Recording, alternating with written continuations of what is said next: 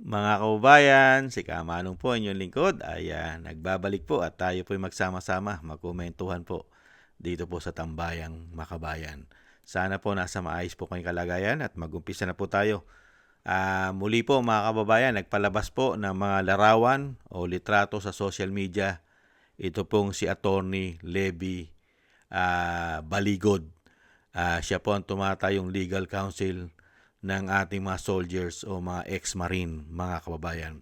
Ito po, ang mga maleta po, napilit pong tinatabunan po ang issue ng maleta at mga marines at talagang hindi na po halos natututukan, mga kababayan.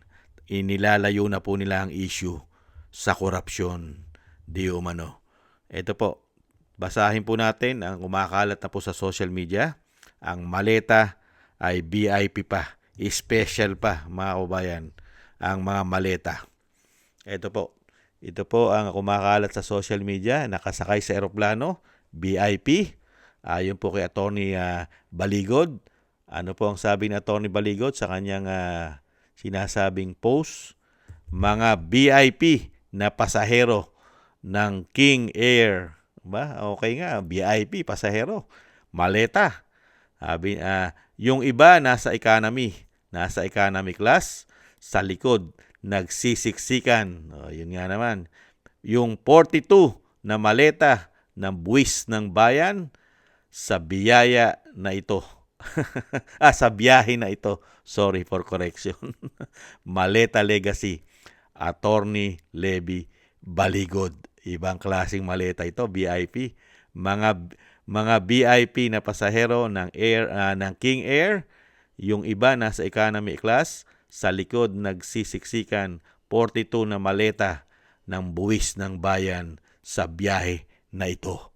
Attorney Baligod. Maleta Legacy. Yan po mga kababayan. At yan po ay pilit na nilang pinapatay ang issue na yan. Hindi po ba?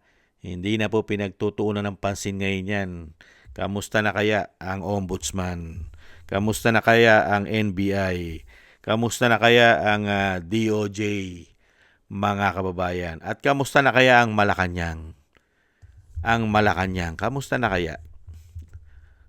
Hindi po ba? Saan na po dinadala ang issue ngayon? Sa impeachment ng Vice President. At syempre po sa kahirapan. Diyan na po dinadala ang issue ng korupsyon. Sa impeachment ng Vice President at sa kahirapan. Sa kahirapan natin. Hindi po ba? At sa sobra pong sa sobra pong pahirap. Sobrang pahirap po, doon tayo dinadala ngayon. Sobrang kahirapan, nagmamahalan lahat, napakataas ng gasolina at susunod na po ang bilihin at ang ating mga bayarin, sunod-sunod na po yan. Yan.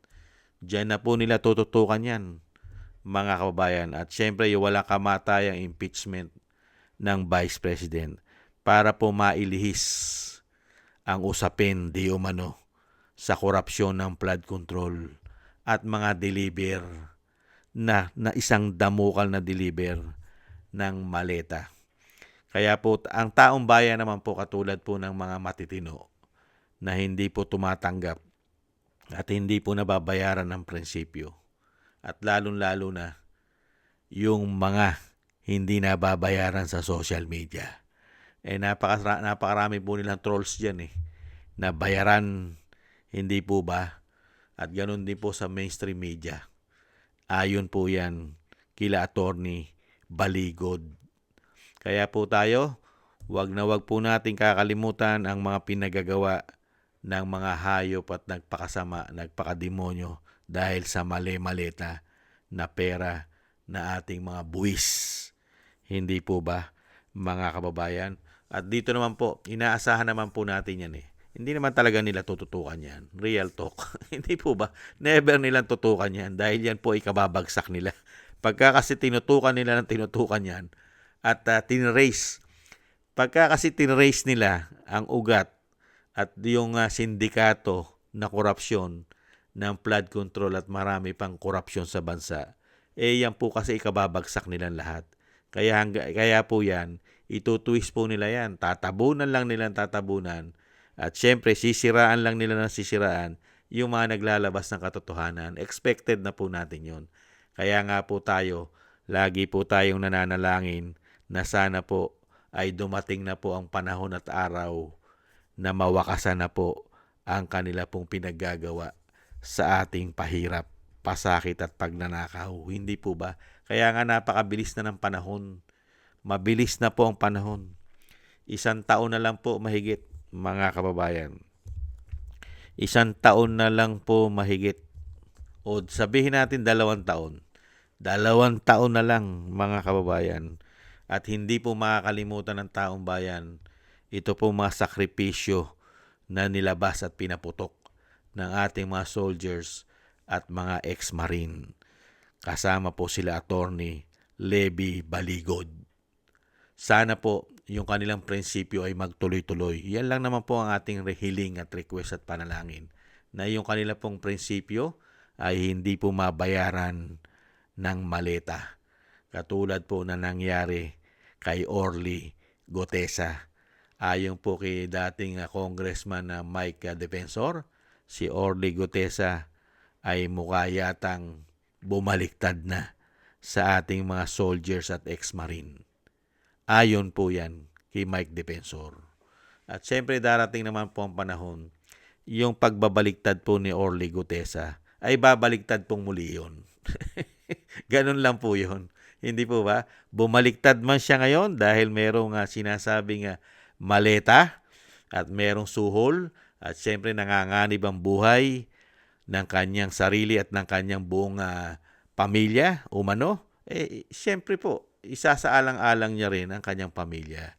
Hindi po ba? Pero, pag naman po nawala na sa kapangyarihan, ang nagpapahirap sa bayan at mga magnanakaw sa ating bansa, babaliktad din po ang mga yan. Hindi po ba? Kaya po tayo ay patuloy po na umaasa na dumating po ang pagkakataon at panahon ng isang agila na manggagaling sa Mindanao ay dumapo po sa Malacanang at ng lahat po ng ginawa po nila ay mapanagutan po nila at hanggat maaari makulong dahil wala naman pong bitay sa ating bansa at isuka po nila lahat ang laman ng maleta. Hindi na po natin kailangan ng maleta dahil sira na po yan. Ang kailangan po natin, yung laman ng maleta na mga pinagnanakaw nila. Hindi po ba? Maraming salamat po sa inyo, Atty. Baligod. Ay at tuloy-tuloy lang po kayo. At kami naman po ay sumusuporta at may kasama pong mga panalangin na maingatan po kayo at ang mga soldiers at mga ex-marine. Thank you po. At lahat po ng sakripisyo at ginagawa po ng mga ex-marine ay yan naman po pagdating po ng tamang panahon ay makakamit naman po ang katarungan sa lahat po ng pinagagawa nila. May tamang panahon po dyan. Ingat-ingat po kayo, Atty. Baligod. At syempre po sa ating mga ex-marine. Thank you po. Ayan po mga kababayan, ang kumakalat po. Ang mga maleta ay VIP, nakasakay pa sa King Air. Mga kababayan, sa King Airs. Ano kaya ito mga kababayan? Ito kaya yung diniliver. Mga kababayan, ito kaya yung dinideliver doon sa Ilocos Norte. Naka-aeroplano. Hindi kaya dinideliver din ito sa Tacloban. Hindi kaya sa Leyte. Doon sa tinatawag na Tambaloslos. Tambaloslos, ano? Mga kababayan, talagang aeroplano. Mukhang private plane po yun eh. Private plane.